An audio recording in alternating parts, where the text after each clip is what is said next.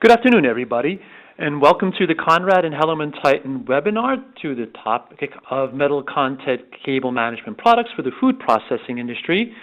I am the European product manager for the cable protection products at HellermannTyton, and together with my colleagues in product management, we have done a lot of investigation over the last months and years into the food processing industry, the requirements and the standards, and have put together all the information and our knowledge, and we are presenting that to you today to give you some background information on the requirements of the industry on HellermannTyton's products for the food processing industry.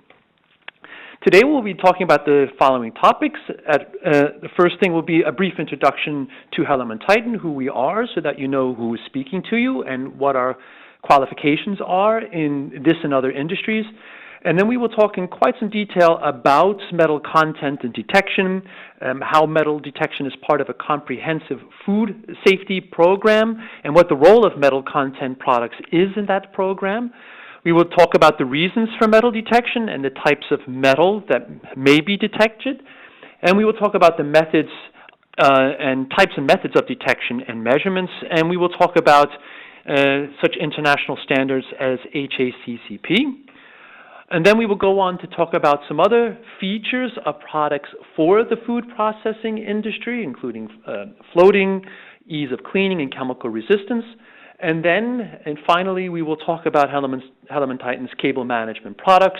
HellermannTyton does provide a very large range of products to the food processing industry, including a large range of metal content products. So, let's get started. Who is HellermannTyton? HellermannTyton is a leading manufacturer of products for fixing, fastening, identifying, insulating, and protecting cables and their connecting components.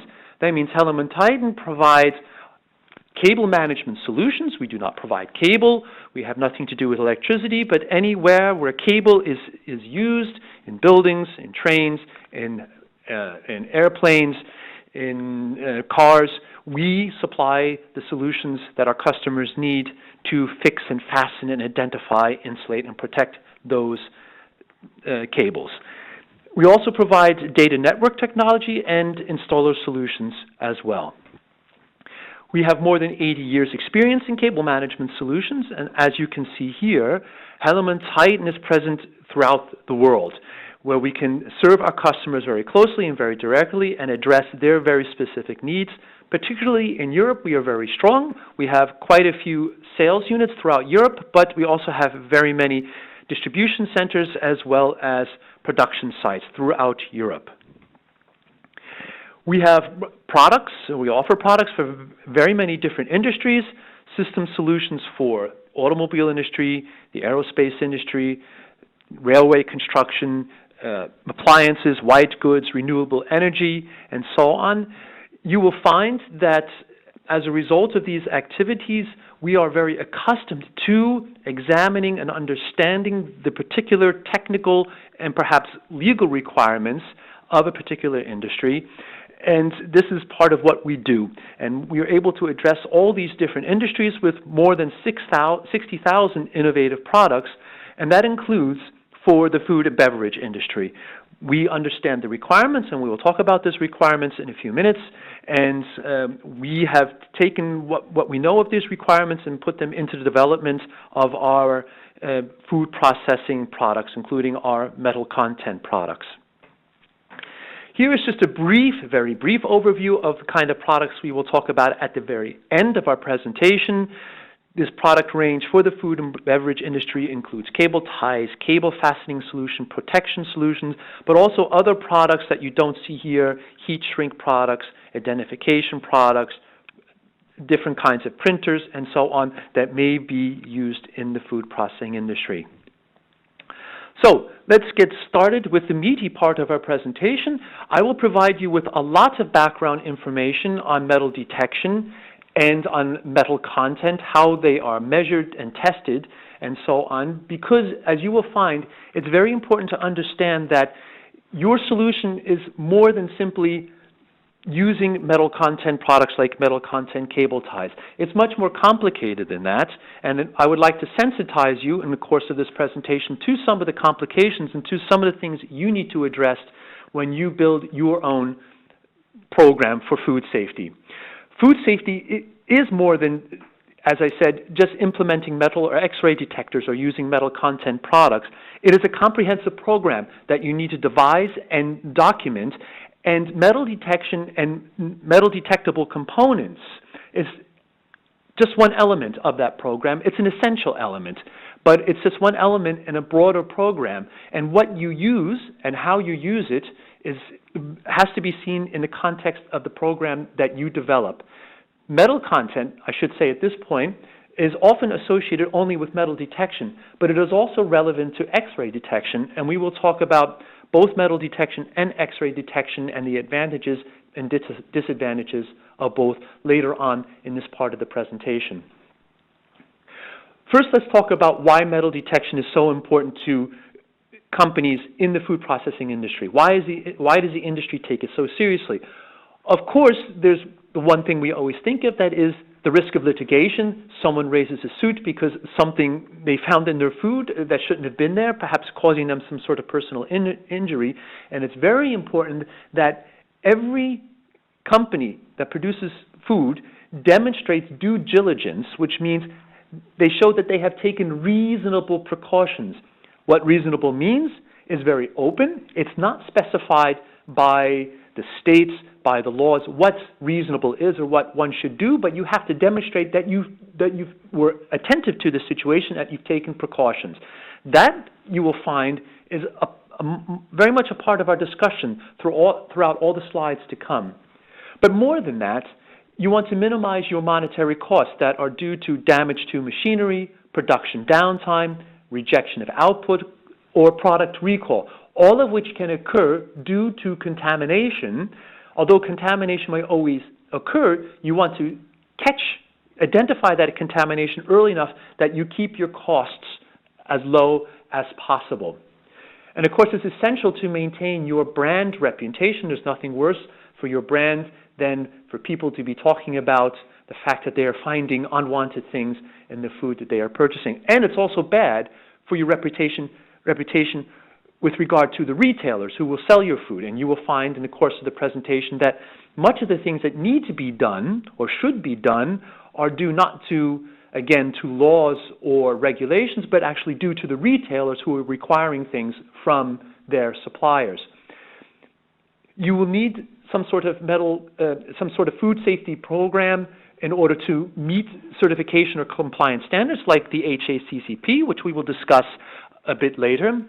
And as I just said, it is often the retailers who are demanding detection systems of their suppliers and may actually audit them. Retailers often make statements about the quality of their food to customers, and then they want to ensure that this is enforced throughout the complete supply chain, and they will be the ones often who require their suppliers, the food processors themselves, to actually implement a food safety program. That includes metal detection and metal content products. So, let's start with some important distinctions. There is a distinction between in-process and end-of-line detection. Increasingly, we find that detection is in-process and metal detection is increasingly in-process, and that's we are attempting to detect things that don't belong there before the product is packaged in its final form.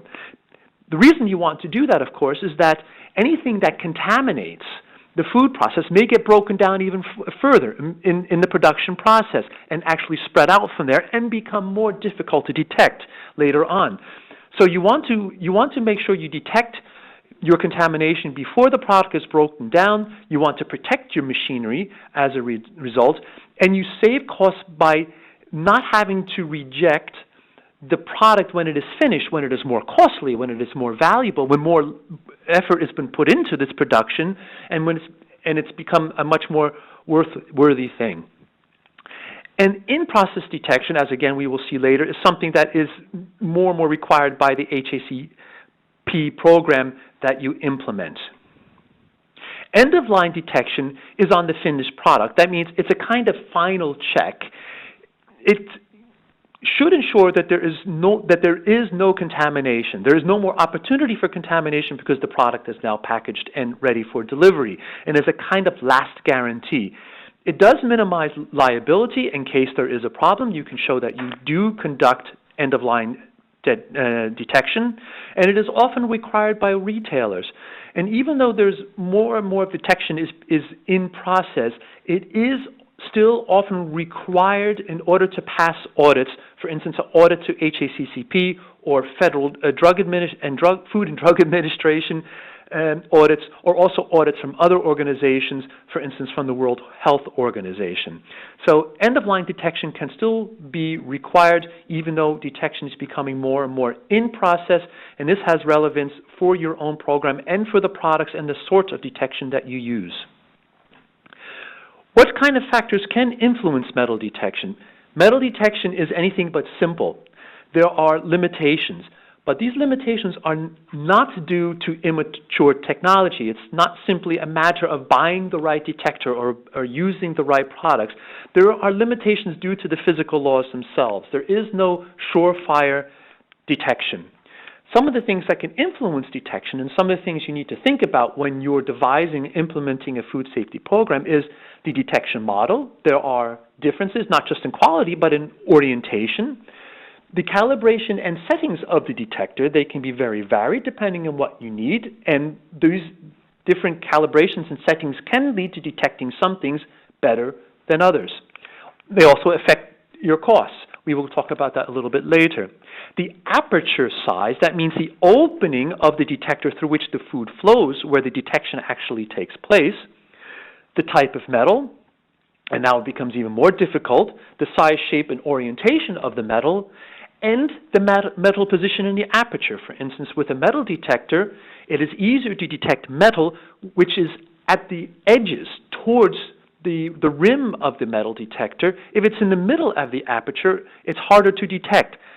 So there are all these variables affecting the success of your detection. And these are things that you need to pay attention to not only when you're devising a program, but when you're doing the testing of your system to make sure it works as you have planned. And we'll talk about that as well further below.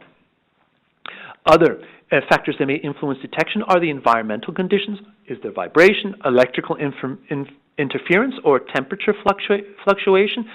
Those are all reasons why you should and are generally required to continually test the equipment that you're using to conduct contamination detection regularly, because there are shifts and movements in the machinery and to the settings that can affect the success of the detection. The inspection speed is very important. How fast does the food stuff flow by? Does it fall through gravity? That has a certain speed that affects the kind of detection that you need to conduct, whether it's metal detection or X-ray detection. And also the nature of the food stuff itself. Is it salty or acidy, for instance, cheese or bread or pickles, or is it dry or moist? For instance, dry food stuff is much easier to inspect, especially if your contamination is due to stainless steel. Moisture makes the detection much more difficult. A salty environment makes the detection much more difficult, especially if what you are trying to detect is stainless steel. So all these factors have an influence and make detection very, very difficult. Generally, we're trying to detect metal. That's why we want to talk about metal content products. There are three kinds of metal. There is ferrous metal, ferrous simply meaning containing iron. For instance, chrome steel is a typical ferrous metal. There are non-ferrous metals, for instance, aluminum, brass, lead, or copper. And there is stainless steel. And these three types of metal determine the detectability in two different ways. They affect the magnetic permeability, and they affect the electrical conductivity of that contaminating metal.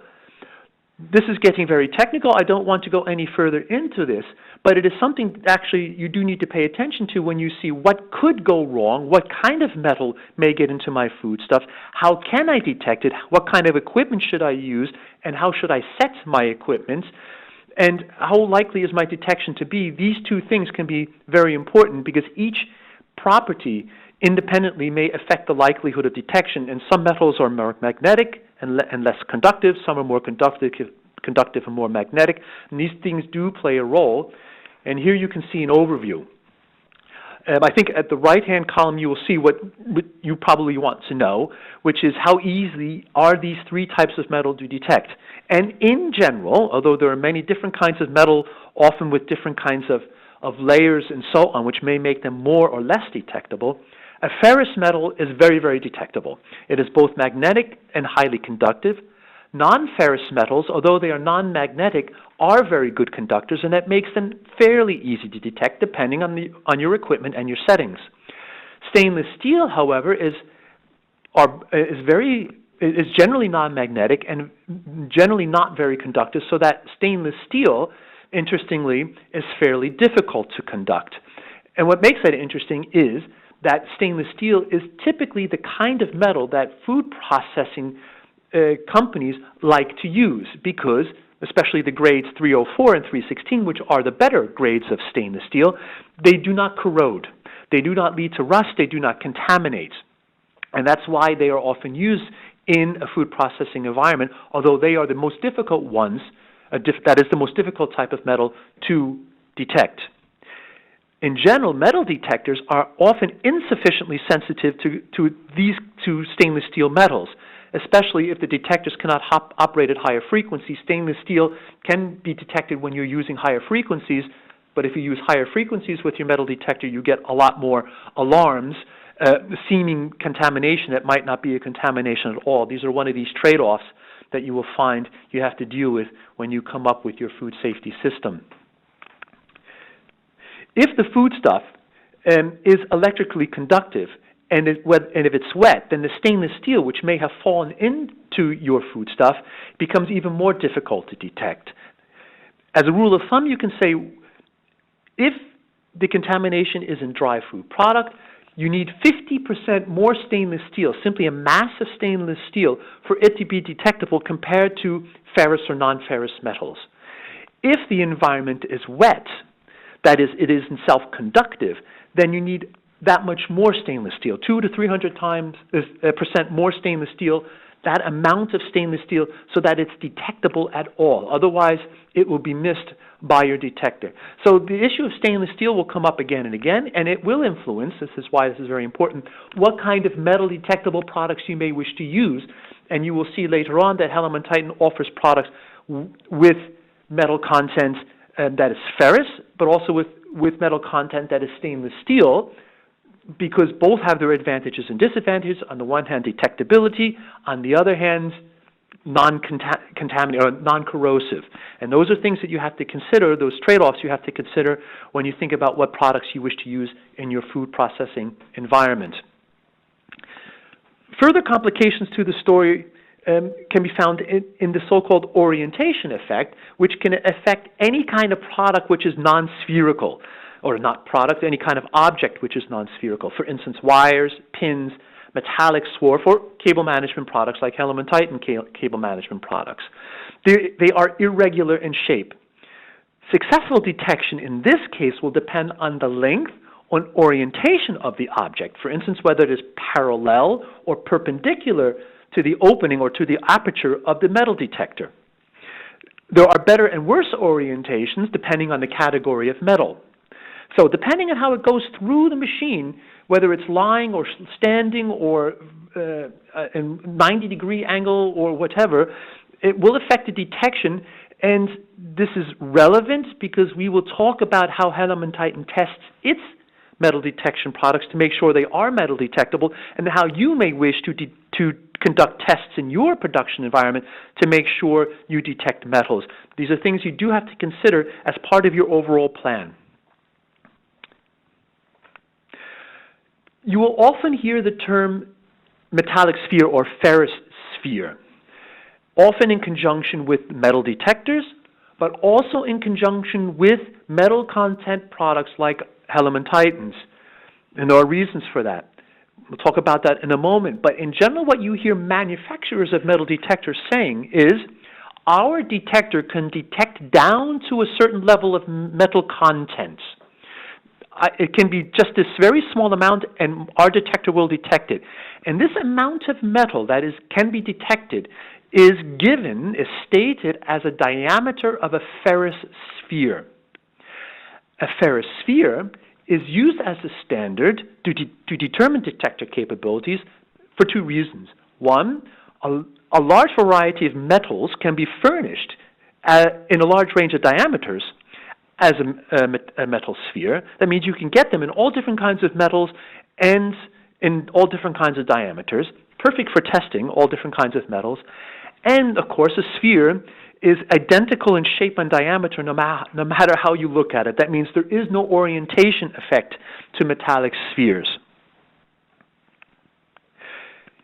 We've just viewed it from the perspective of the manufacturer of the metal detector, saying their metal detector can detect such a small amount of metal expressed as a diameter of a ferrous sphere.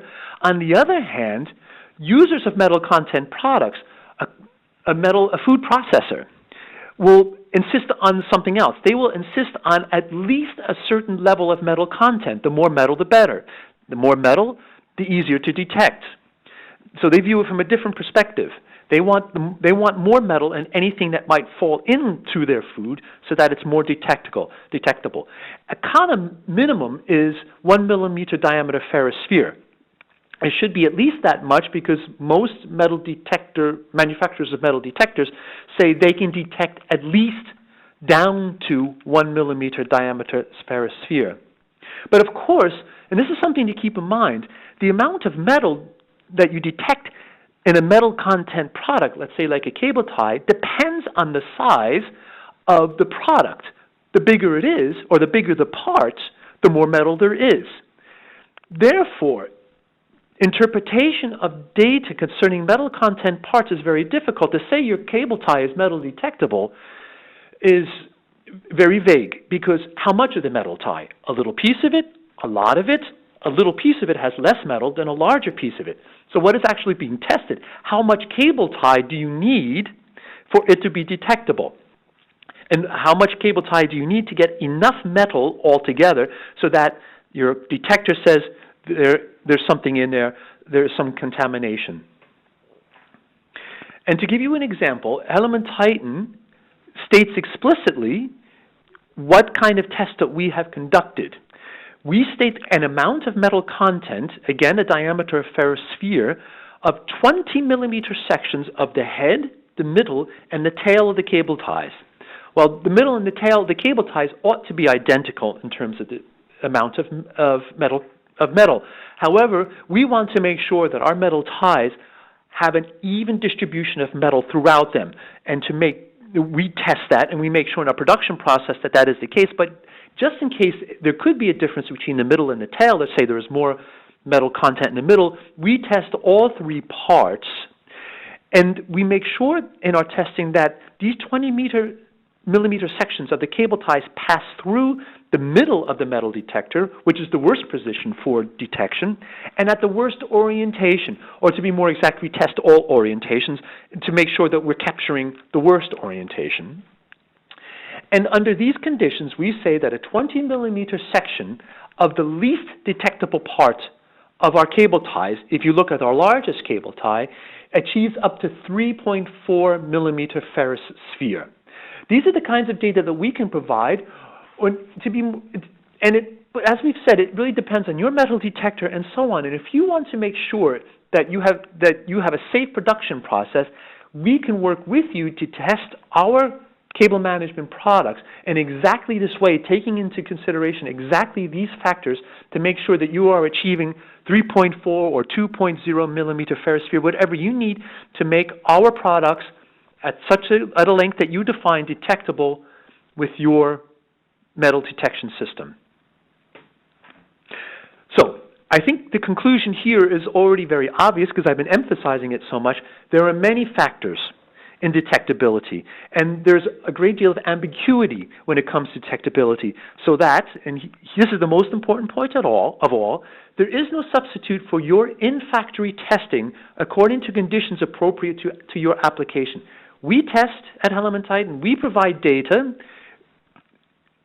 but There is no substitute for the testing you can do, and HellermannTyton is there with our experience in this area to do the kind of testing that you want to do in your application to make sure you can detect whatever product you may use from us in your food processing environment.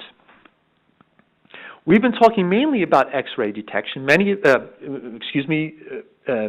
detection. Many of the things I have said apply to X-ray detection, but some things are different, and we should talk about X-ray detection to some extent as well. What is X-ray detection? You are not detecting metal per se, but what you are detecting with X-ray detection is simply density.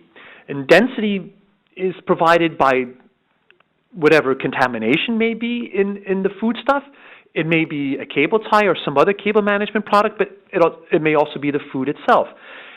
And the X-ray detection produces density images. It measures density, and it analyzes the images of density and tries to identify objects which belong there and objects which do not belong there.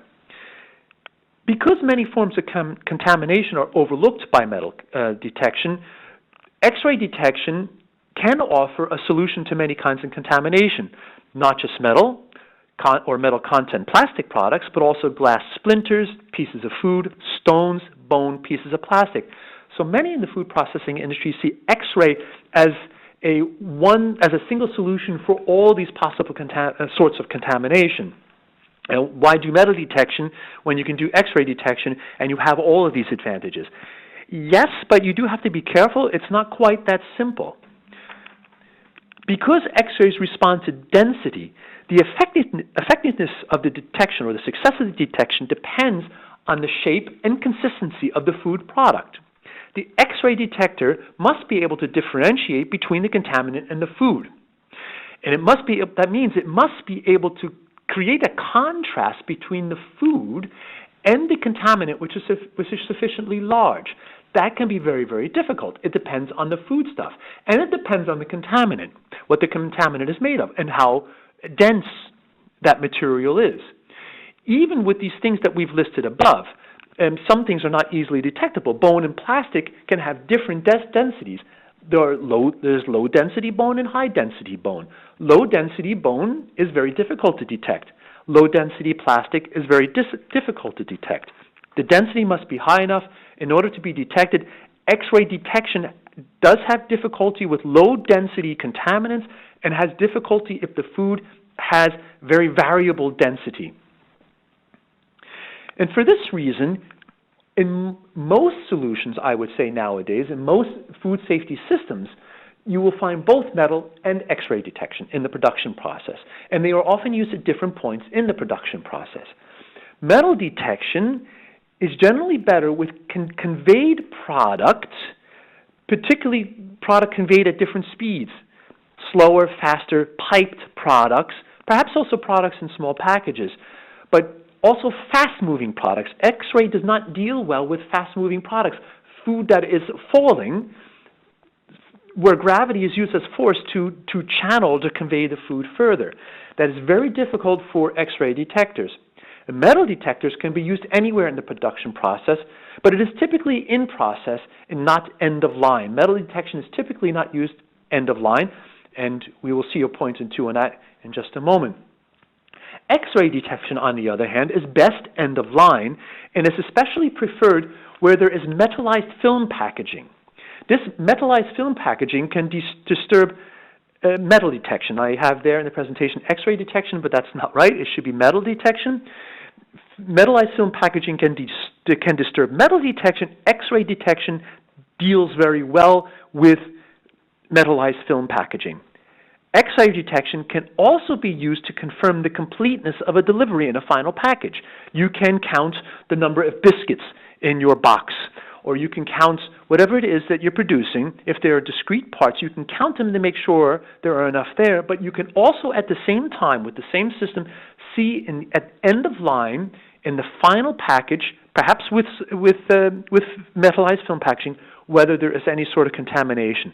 So metal detection is typically used more in process, X-ray detection perhaps in process, but more typically in end of process. So, again, a summary of the differences.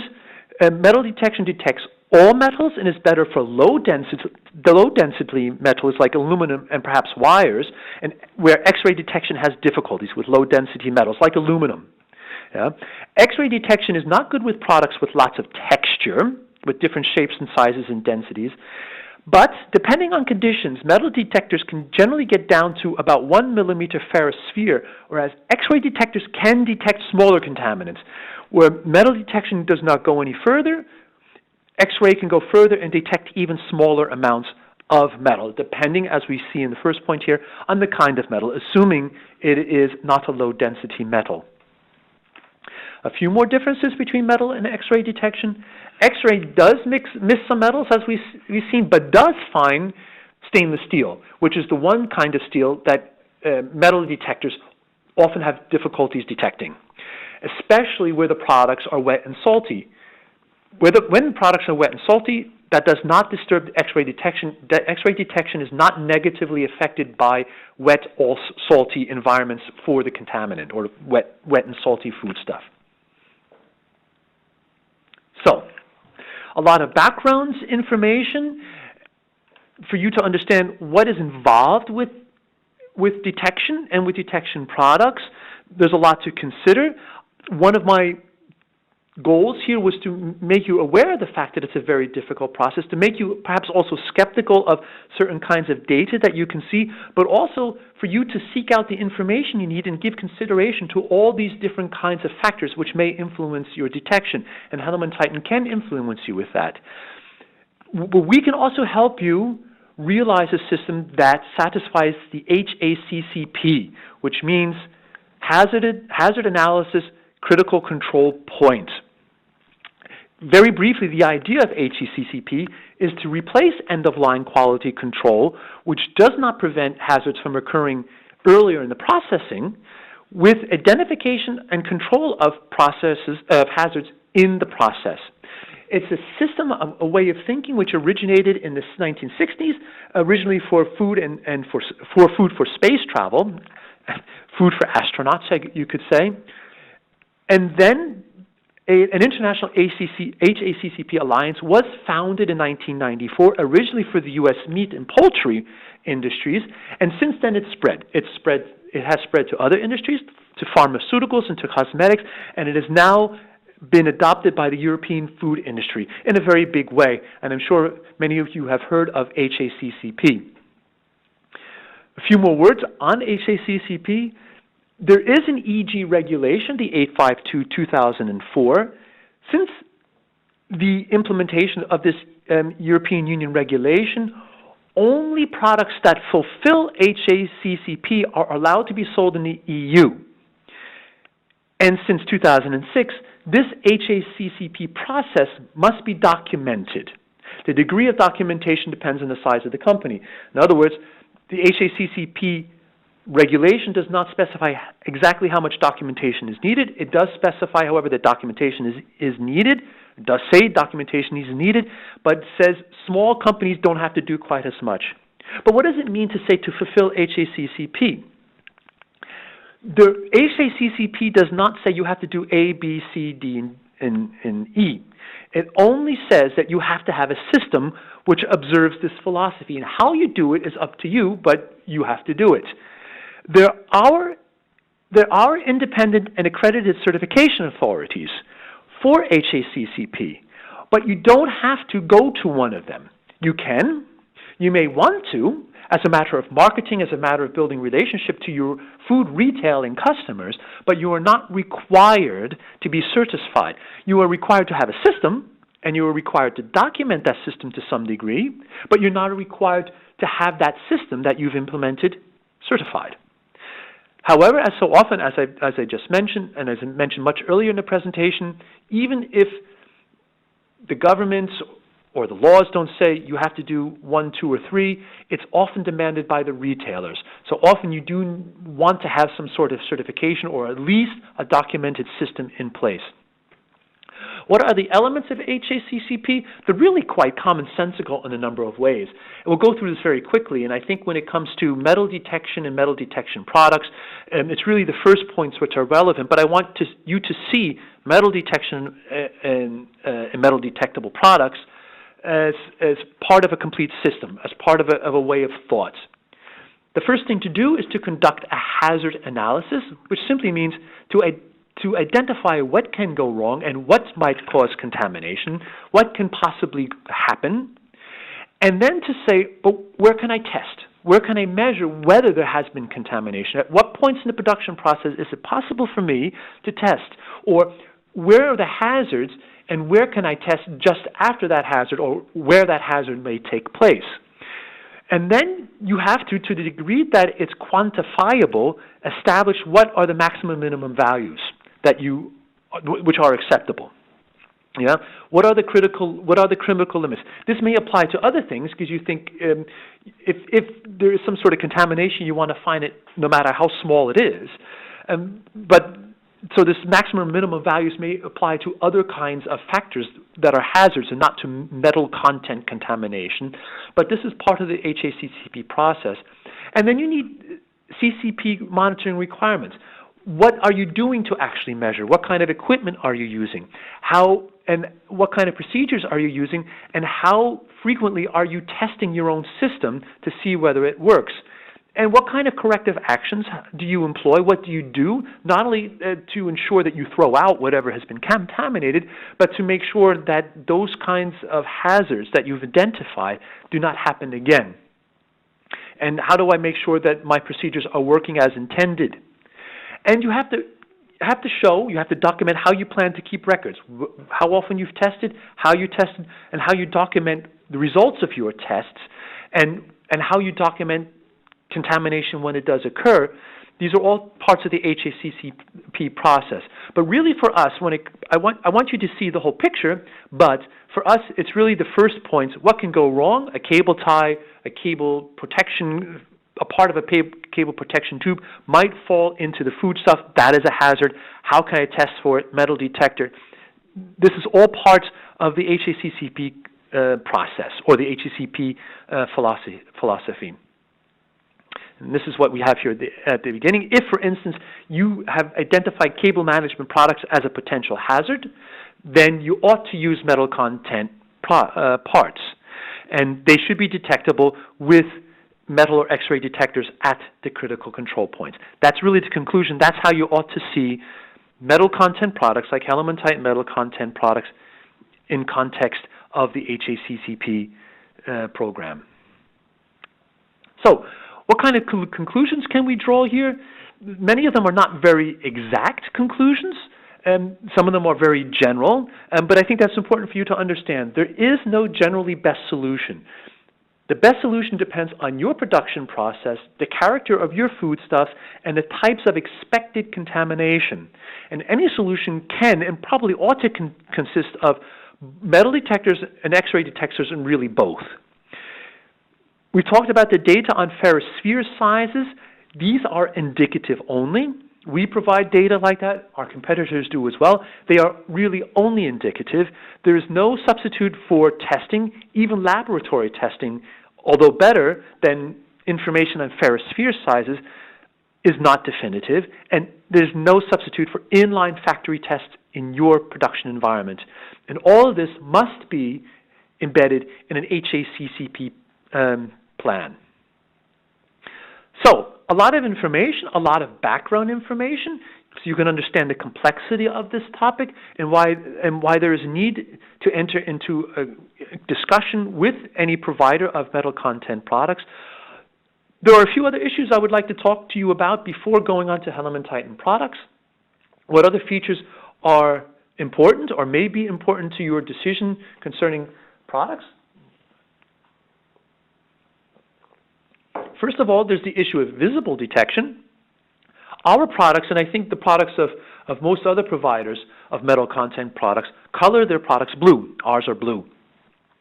This is typically used for metal content parts because the color blue is rarely found among foodstuffs. I've hardly eaten anything blue in my life, and I think most of us haven't, and that's why you use blue. But to be honest, that is not really intended as an initial form of detection.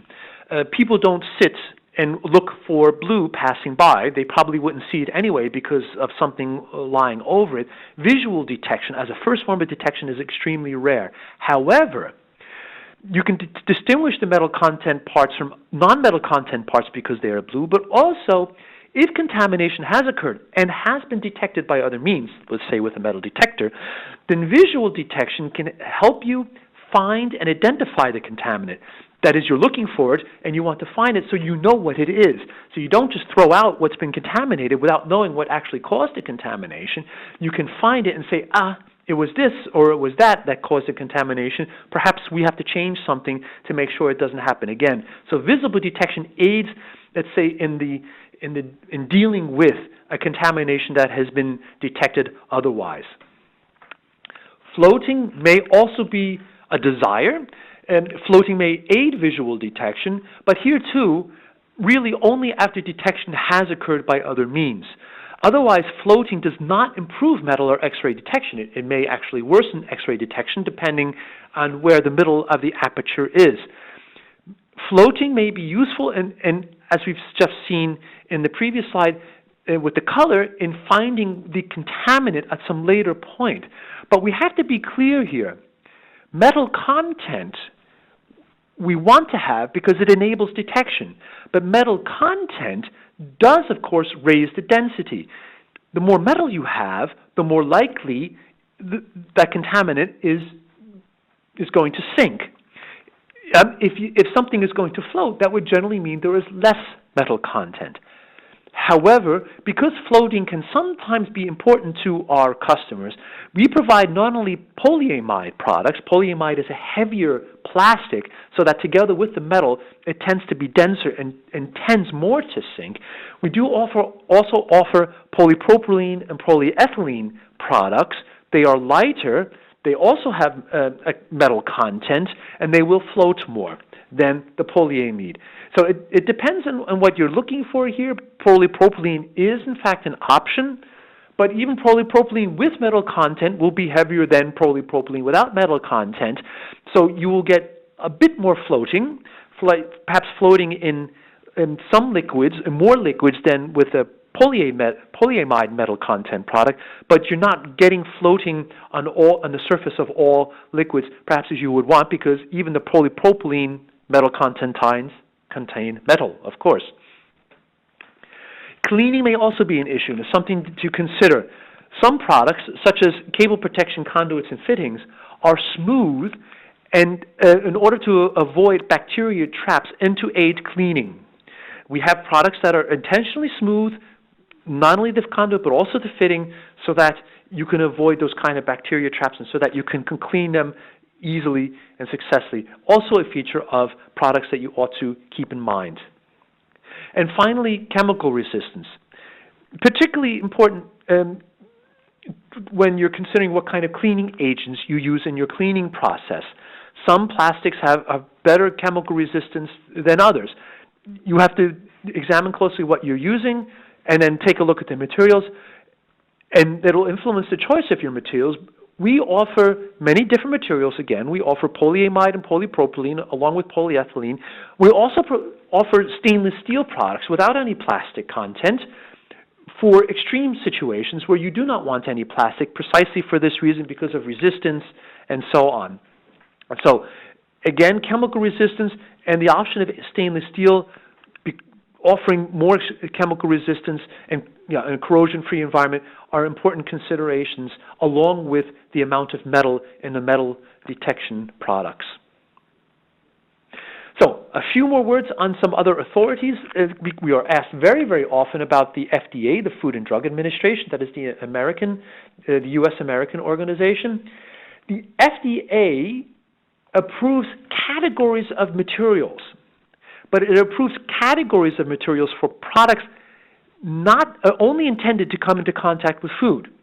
That means for containers or for jets or whatever is manufactured in order to be in contact with food, not for materials that are of products that are not intended to come into contact with food.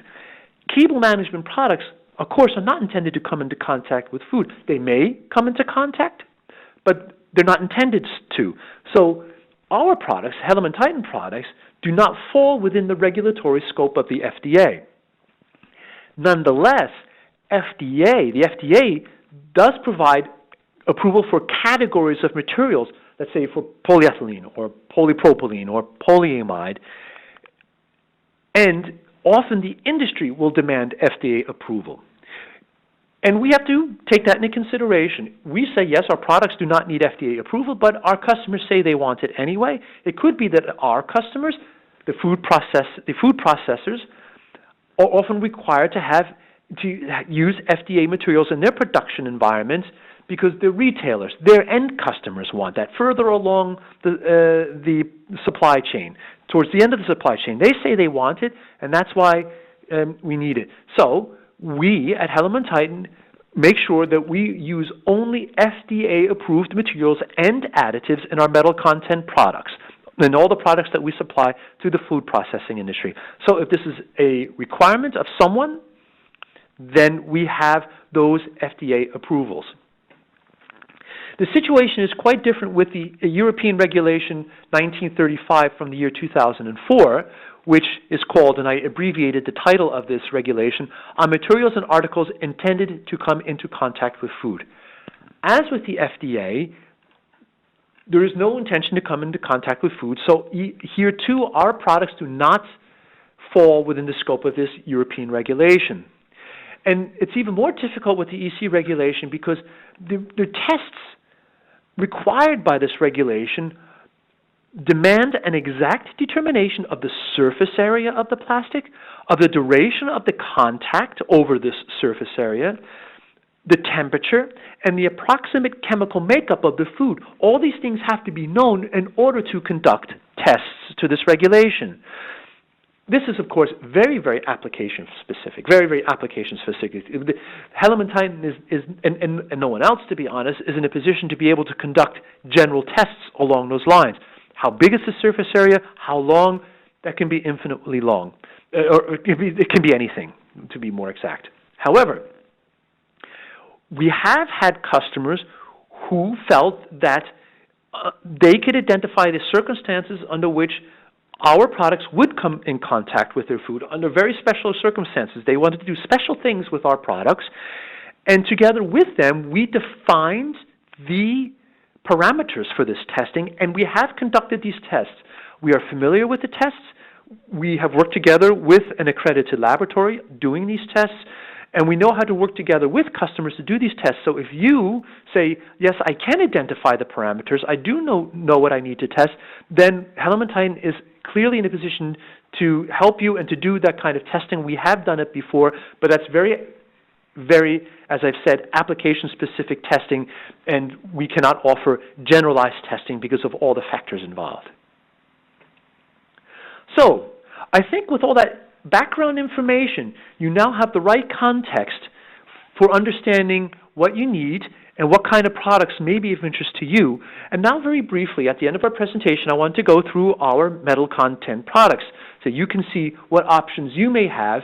And if you're not quite sure, then please come into contact with HellermannTyton. We can advise you. This is what we want you to see, that it's not an easy subject, and we can help you, we can advise you, and we can talk about tests and parameters and products and materials with you. We have a brochure for the food processing industry. It's very new. It's now been out for a couple of weeks. There you will find everything that might be of interest to you, including cable ties and fixings, insulation products, cable protection products, identification systems, and application tooling. It really is a subset of the very large HellermannTyton product range, which we sell to a large number of industries. But, of course, the concentration here on the metal content products, which is really of only interest to the food processing industry and to the pharmaceutical industry. We have polyamide cable ties with metal, both with non-stainless steel metals and also with stainless steel metals. And here we are very concerned about making sure that the dispersion of the metal throughout the tie is very even, that it's not concentrated on the head of the metal tie or at the tail, that it's also throughout the middle of the cable tie. And if you choose the cable tie with the stainless steel content, you will find that perhaps it's more difficult to detect, but you have better corrosion resistance. It's an option that you have to consider. You can't get both. You can't get the absolute corrosion resistance and the high detection at the same time. It's one or the other, but we offer both solutions to you. We also offer the very same kind of range with polypropylene. The advantages to polypropylene are that it has different, or in some cases better, chemical resistance than polyamide. It is lighter. It's a lighter plastic, which means it floats in more liquids than the polyamide version.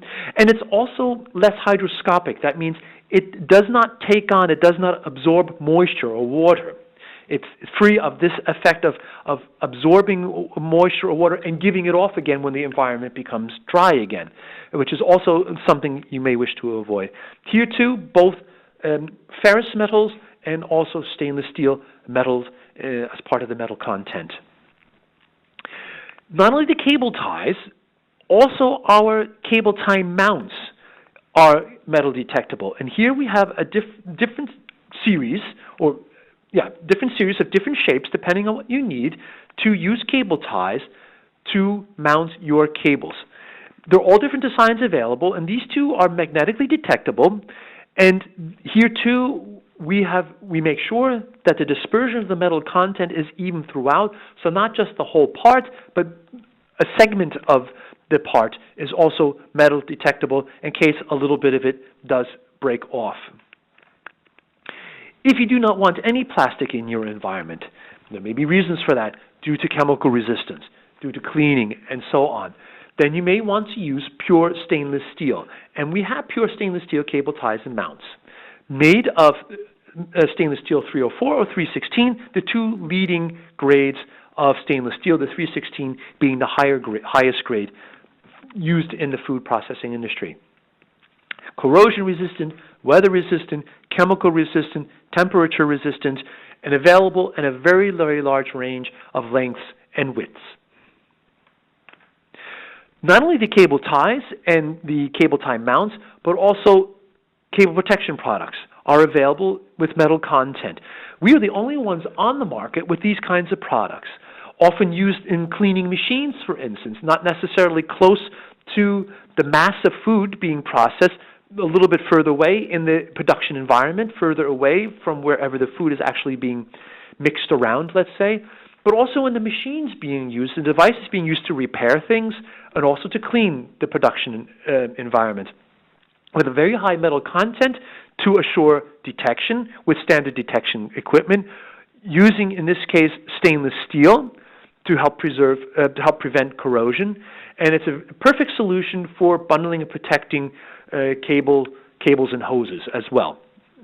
And I'm sure you're familiar with spiral binding. Can be a very difficult process of applying in some cases, although this is just as flexible as standard polyethylene spiral binding. But if you want to save time, you may not be familiar with this kind of product. We have our Hellermann product also with metal content. Here you would simply place the cables into this little tool that you see to the far right in the picture, and then put the tubing on the nose of the tool, and you pull the tube through, and you can bundle and protect meters of cable within a few seconds. Much more efficient, much easier than using spiral binding. This we offer as well with the same advantages. Very flexible, very good abrasion protection. It can be removed and reused, and it really is the ideal solution for quickly bundling and protecting cables and hoses. So for these standard metal content products, what are the advantages? The fragments are also detectable due to the very even distribution of metal content throughout the product. You can support, or we can support you in devising and fulfilling your HACCP plan with these metal content products. We cannot say, and no one can say, our products conform to HACCP, because that makes no sense. HACCP is a philosophy for food safety that you have to devise and document, but it will help you do that.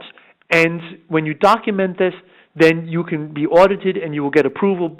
It helps you get your HACCP certification. It helps you create and fill a plan. Our products do meet the material standards set down by the FDA, and we have tested our products through metal detection testing, X-ray detection, so that we know that our products are detectable, as I put much earlier with the 20 millimeter segments, but we can also do other testing if you want different kind of tests. These tests, as I said, are indicative, but they may diverge from your particular application, and we would have to take a closer look at that. We do have other products with other materials. The T-Series tie made of a TFE material offers very, very high chemical resistance and very high temperature resistance in case your food processing environment becomes very hot. We have the polypropylene ties with very much higher chemical resistance, and we have the application tools to help you apply the cable ties quickly and smoothly and ergonomically. We also have heat shrink tubing available in different shrink ratios. They are very, very resistant to different kinds of chemicals, and they're translucent so that you can see what is inside. They are thin-walled, thick-walled, and so on and so forth. So a complete range of TFE heat shrink tubing that also can be used in the food processing environment. This is something I've already briefly talked about. You can see the conduit to the left. It has a smooth outer surface. It is specifically designed that way so that it can be wiped and cleaned very, very easily and dried very easily. And these fittings are also very smooth. Perhaps it's a little bit clearer in the picture on the left and on the right because of the shadows, but there are no edges, there are no sharp edges. The radii, the curves, are larger curves. They're smoothed out curves so that no bacteria, no food can get stuck in these crevices. And there are actually norms for these things saying the radii have to be so large, there should be no crevices of this size or of that type. And these fittings, as you see here, made of stainless steel, fulfill those norms. And we also have a range of stainless steel cable ties that can be printed, but also embossed. Those are markers, as you see at the bottom, that can be embossed with the printer that you see at the top. You can get these markers from us. You can buy the printer, and you can do this yourself if your demand is large enough. HellermannTyton, however, does also provide a service of embossing for you. If you need that, you can tell us what should be printed, and we can create that for you. And then you have stainless steel markers printed specifically for you, or you do it yourself for your food processing environment, and it's the best kind of marking that you can have where there's a danger of corrosion. So I've come to the end of our webinar. Thank you very much for your attention. I hope you have a better understanding of the issues involved in food processing, what is involved in a food safety program, how metal content and metal detection is a part of a larger plan or concept that you may have, and how we can help you and advise you to find the right products or to test our products in your environment so that you have the kind of safe production environment that you're looking for. Again, thank you very much for your attention, and have a nice day. I'm open for questions if you would like to pose any questions.